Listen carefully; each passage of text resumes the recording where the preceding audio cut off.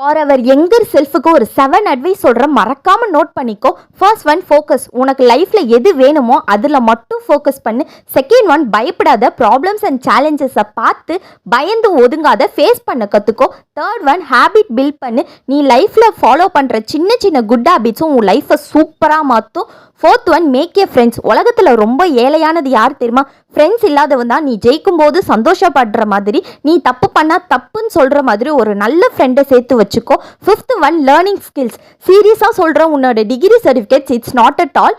Degree ரொம்பவே முக்கியம், but இன்னைக்கு எல்லாருமே டிகிரி வச்சுருக்காங்கல்ல. ஸோ நீ யூனிக்காக ஸ்கில்ஸ் லேர்ன் பண்ணு.